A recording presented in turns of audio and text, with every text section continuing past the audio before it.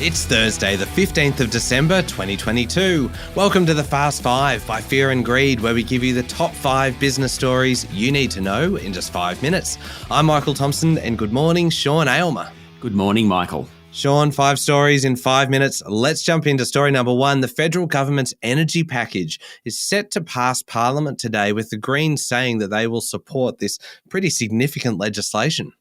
Yes, the deal includes a cap on gas prices. It will establish a mandatory code of conduct to force gas to be sold at a reasonable price and commit about $1.5 billion to help people with power bills. The Greens supported it yesterday. Now, they still want to freeze on power bills, and they'll keep pushing for it.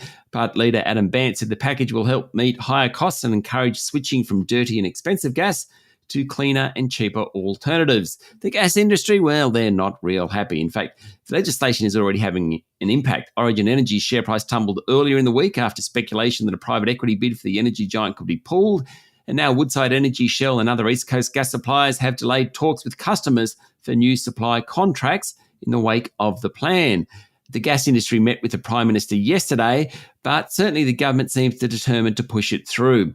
Will it bring our energy bills down? Very good question, that one. It should do over the next 12 months, though, as Energy Minister Chris Bowen said, the package isn't a silver bullet. But hopefully, this time next year, we will see some relief. In fact, sooner than that, but definitely by this time next year, there will be relief in energy prices. Hopefully so. Sean, story number 2. Former Prime Minister Scott Morrison was in front of the Robodebt Royal Commission yesterday, and he said that he didn't question advice from his department, which at the time was Social Services, because he relied on the professionalism of the bureaucrats involved. The scheme, based on an automated debt recovery process using income averaging, was introduced by the Coalition in 2015 without legislation, after the Social Services Department advised new laws weren't needed. That's despite earlier communications with Mr Morrison that said it was. The Commission is examining how the automated debt recovery scheme that ran for 4 years to 2019 before being found to be illegal actually came into being. Hundreds of thousands of Australians were subjected to the scheme, with the Morrison government settling a class action for about $1.8 billion. Now, Mr Morrison gave evidence that the system had not been criticised at the time of its introduction, either by Labor or welfare groups. The Commission continues. Sean, story number 3. Reserve Bank Governor Philip Lowe has been under fire a bit lately, but he said that he has no intention to resign, though he's fully aware that people are calling for him to do so.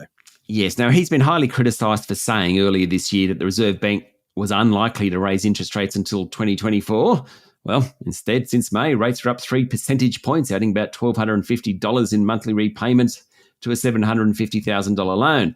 Dr. Lowe said his tenure was a matter for Federal Treasurer Jim Chalmers, but he added that he hoped to be around for a while. Now, Dr. Lowe's 8-year term finishes in September next year. The comments were taken to mean he wants another 8-year term. Just before we leave this story, Dr. Lowe was also talking about transaction costs, moving money to and from overseas.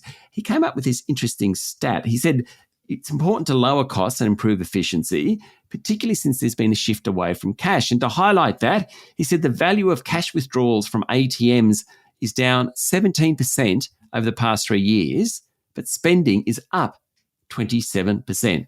Just goes to show how we've all gone to plastic. All right, story number 4. Now, this is an interesting one, Sean. New Zealand has banned cigarettes for anyone who's born after the 1st of January 2009. Yes, it's become the first country to impose a lifetime ban on cigarettes for a sector of its population. New Zealand itself hopes to be smoke-free by 2025. The new rules also decreases the amount of nicotine allowed in tobacco products and reduces the number of retailers allowed to sell tobacco. Quite extreme, though. Good luck to them.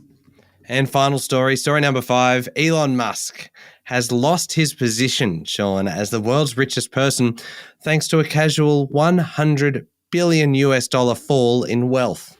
Yes, the Bloomberg Billionaires Index shows that the new number 1 is Bernard Arnault, the 48% owner of fashion giant LVMH Moet Hennessy Louis Vuitton.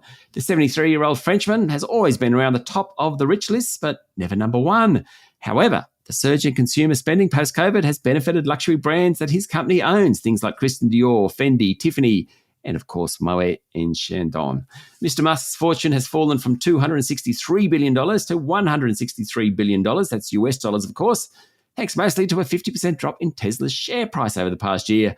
Buying Twitter didn't help either, with Bloomberg estimating that wiped about $10 billion from Musk's personal fortune. All right, there we go. The top 5 business stories in 5 minutes. Thank you, Sean. Thank you, Michael. It's Thursday, the 15th of December, 2022. Remember to hit follow on the podcast, and if 5 minutes isn't enough for you, you can find our longer daily show called Fear and Greed wherever you listen to podcasts, and there's also a bunch of interviews. Today, we are looking at investing in property. I'm Michael Thompson, and that was the Fast 5 by Fear and Greed. Have a great day.